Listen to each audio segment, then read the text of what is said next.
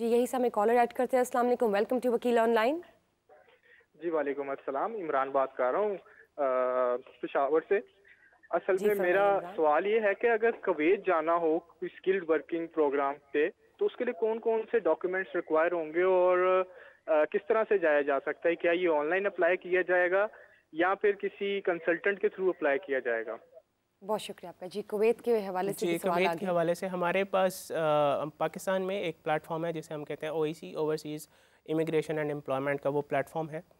Gulf country से वो deal करता है और यहाँ पे जितने भी वो मैंने पहले बताया कि गल्फ़ कंट्री आपने किसी में भी जाना है तो आपको एजेंट की ज़रूरत तो पड़ेगी ही, हर सूरत आप खुद से गल्फ अप्लाई नहीं कंट्रीज़ की कर बात सकते। अगर ना करें हम उमर साहब, हाँ जी, देखिए कहीं भी जाना है आपने, हाँ जी। पाकिस्तान से बाहर किसी भी कंट्री जाना है तो आपको एक प्रोफेशनल क्वालिफाइड प्रोफेशनल एजेंट की की ज़रूरत आपको पड़ेगी। ज़रूरत हाँ है, जी, बिल्कुल है। ठीक अगर ठीक। आप चाहते हैं कि आपका वीज़ा लग जाए पहली दफ़ा में ही बग़ैर ज़िल्लत के और इजीली, तो आपको एक प्रोफेशनल की ज़रूरत है, और अगर बिल्कुल है। आप लीगली जा रहे हैं तो हाँ जी, obviously there is a very smooth process, बस मेक श्योर कि you are adding a good mediator जी। For this process. जी प्लीज़। तो आप उस वेबसाइट पे जाएं ओईसी की, आपको पता चल जाएगा कुवैत के अंदर ये जॉब्स हैं और ये इस एजेंट को अलॉट हुई हुई हैं ये जॉब्स।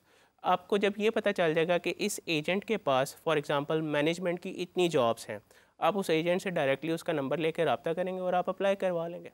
ठीक है। लेकिन यहाँ पे एक हमारे स्टेट के पार्ट पे ये इनएफिकेसी है, स्टेट के पार्ट पे ये इनएफिशिएंसी है कि बहुत सारी इन्फॉर्मेशन उस पोर्टल पे गलत भी है, जिसको स्टेट को ठीक करना चाहिए। बिकॉज स्टेट ने वो प्लेटफॉर्म लॉन्च किया है तो स्टेट की ही रिस्पॉन्सिबिलिटी बनती है राइट। कि वहाँ पे जितनी भी रेक्टिफिकेशन बनती है वो की जाए। लेकिन अगर आप किसी प्रोफेशनल क्वालिफाइड के साथ की हेल्प ले रहे हैं ले तो ये अनसर्टनिटीज जो आपके रास्ते में आ जाती हैं वो तो ये ऑब्वियसली बिल्कुल दूर ख़त्म हो हो जाएंगी। जाती हैं, लेकिन आपने इस प्रोसेस के दौरान ये ज़रूर जहन में रखना है कि पाकिस्तान में हर जगह पे एजेंट्स बैठे हैं जो कि अनक्वालिफाइड बने, यस। जिन्होंने सर्टिफिकेट्स तो लिए हुए हैं, सारी सर्टिफिकेशन अपनी मुकम्मल की हुई है, but they do not know even a single word about immigration. तो कैसे जाने, कैसे पता चलेगा कि कोई आपको जेन्युइनली गाइड नहीं कर रहा है या कोई फ्रॉड है या कोई इस तरह का मिसकंसेप्शन आपके दिमाग में आप पैदा कर उससे रहा सारे प्रोसेस की इन्फॉर्मेशन लें।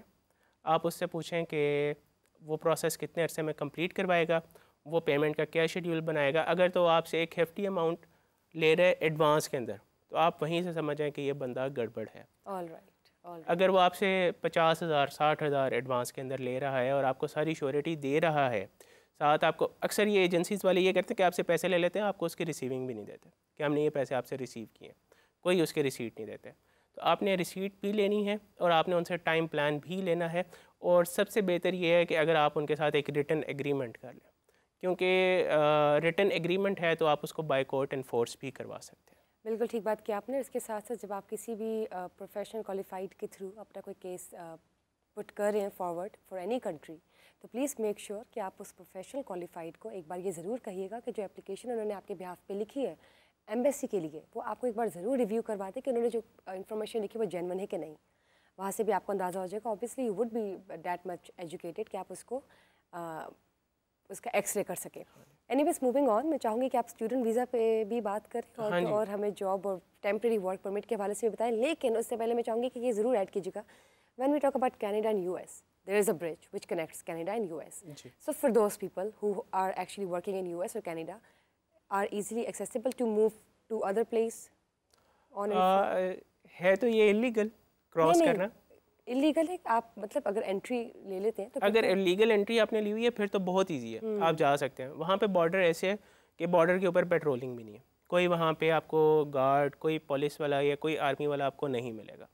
आप क्रॉस कर सकते हैं बॉर्डर, कनाडा में भी जा सकते हैं यूएसए से, और कनाडा से यूएसए में भी आ सकते हैं। लेकिन अगर आपने उसका लीगलिटीज़ तमाम पूरी की हुई है, लीगल प्रोसेस के थ्रू जा रहे हैं, आप यूएसए में हैं, आपने कनाडा जाना है, आपने कनाडा का वीज़ा लगवाया है, फिर तो ठीक है।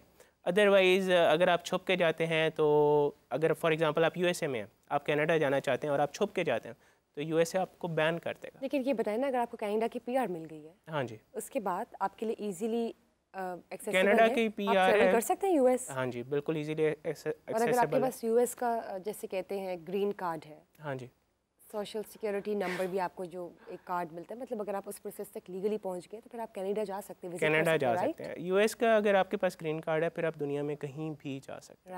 राइट और इजीली जा सकते हैं। और वर्क परमिट के दौरान तो आप विजिट भी कर सकते हैं? हाँ जी, वर्क परमिट के दौरान बिल्कुल विजिट कर सकते हैं विजिट वीज़ा के थ्रू। लेकिन जो पाकिस्तान से ये विजिट वीज़ा की बात चली है तो मैं एक चीज़ क्लैरिफाई करता चलूँ, और स्टूडेंट वीज़ा के हवाले से भी, कि जब भी आप विजिट वीज़ा या स्टूडेंट वीज़ा के लिए अप्लाई करते हैं तो आपकी जो सबसे इम्पॉर्टेंट चीज़ है वो है बैंक स्टेटमेंट। अगर आपकी बैंक स्टेटमेंट ठीक नहीं है तो आपका वीज़ा 90% 95% चांसेस हैं कि वीज़ा रिजेक्ट हो जाएगा। फॉर एग्ज़ाम्पल आप टूरिस्ट या विज़िट वीज़ा पे जा रहे हैं, यूके जा रहे हैं, यूएसए जा रहे हैं, कनाडा जा रहे हैं, आपने एप्लीकेशन में बताया जी कि मैं वहाँ पे 10 लाख खर्च करूँगा, मेरी ये अकोमोडेशन है, वो पहले से सारा हिसाब लगा के बैठे होते हैं कि इस बंदे का 50 लाख खर्चा आएगा। लेकिन अगर आपके बैंक अकाउंट में ही 30 लाख पड़े हैं तो वो आपको वीज़ा नहीं देंगे। बिल्कुल। इसके साथ आप मुझे ज़रूर बताइएगा, before we wrap up this session, I would like you to please throw some light over student visas issues and their cases as well. हाँ जी, स्टूडेंट वीज़ाज़ के हवाले से जो सबसे बड़ा मसला है, स्टूडेंट्स इसके ऊपर बाकायदा रिसर्च नहीं करते कि हमने किस यूनिवर्सिटी में जाना है, हमने किस कंट्री को चूज़ करना है। अब जैसे ऑस्ट्रेलिया, बहुत सारे एजेंट्स हैं, उनको ऑस्ट्रेलिया से अगर कमीशन ज़्यादा मिल रही है वो ऑस्ट्रेलिया में अप्लाई तो करवा देंगे, स्टूडेंट जो है वो फ़ी तो भर देगा, लेकिन ऑस्ट्रेलिया की अब एक्सेप्टेंस रेशो ही 30% है। उसके वो पैसे ज़ाया हो जाएंगे जब उसका वीज़ा ही नहीं लगना जो उसने यूनिवर्सिटी की फ़ी पे की होगी। तो स्टूडेंट्स खुद से रिसर्च करें कि किस यूनिवर्सिटी का एक्सेप्टेंस रेशो ज़्यादा है। जैसे यूके है, उसका 95 to 99% है एक्सेप्टेंस रेशो। यूके का अप्लाई करें, यूनिवर्सिटी देखें, उसके बाद यहाँ से सर्टिफाइड एजेंट्स जैसे यूके से ब्रिटिश काउंसिल के थ्रू जो हैं वो ब्रिटिश काउंसिल की वेबसाइट पे आपको सर्टिफाइड एजेंट्स की लिस्ट मिल जाएगी, जिनमें मैं भी शामिल हूँ। और वहाँ से आप किसी भी एजेंट से कांटेक्ट करें, उसके पास जाएँ, अपना वीज़ा अप्लाई करवाएं। सबसे पहले वो आपका एडमिशन सिक्योर करेगा। एडमिशन सिक्योर करने के बाद आपकी बैंक स्टेटमेंट प्रिपेयर की जाएगी। यहाँ पे फिर मैं दोबारा स्ट्रेस करूँगा इस बात को कि आपको एजेंट्स ये एडवाइस करेंगे कि हम आपको फेक बैंक स्टेटमेंट बनवा देते हैं, यानी एकदम हम huge amount of money inject करेंगे आपके अकाउंट में ताकि हम शो करवा सकें कि हम फ़ी पे कर सकते हैं। लेकिन आपने जो भी बैंक स्टेटमेंट सबमिट करवानी है, साथ आपने उसकी जस्टिफिकेशन ज़रूर सबमिट करवानी है कि ये जो पैसे मेरे अकाउंट में एकदम इतने ज़्यादा आए हैं, ये कहाँ से आए हैं, कैसे आए हैं और ये किस पर्पज़ के लिए हैं। ठीक हो गया, बहुत बहुत शुक्रिया, आपने बहुत डिटेल डिस्कशंस दी, specially when we talk about student visa तो एक आपको पता है आजकल एक जैसे कहते हैं ट्रेंड भी है, everyone's moving towards international studies, तो वो बहुत ज़रूरी था कि हम लोग अपने इमाम को ज़रूर बताएं कि स्टूडेंट वीज़ा का जो प्रोसेस है वो किस तरह से होता है। इसके साथ साथ विजिट वीज़ा और family sponsorships, work permits, temporary work permits, और भी हमने बहुत सी कैटेगरीज जो है आप लोग के साथ शेयर की। मुझे उम्मीद है कि आप लोग को ये इन्फॉर्मेशन, डिस्कशन बहुत मुफीद लगी होगी, और बहुत बहुत शुक्रिया कॉल्स करने का, अपने मसाइल हमारे साथ शेयर करने का। बहुत बहुत शुक्रिया उमर साहब जी आपका। Thank you guys for watching us, and keep on watching Vakeel Online, because we will be catching up on the next Monday with another new topic which would be quite useful for all of you for legalities. Thank you. Allah Hafiz.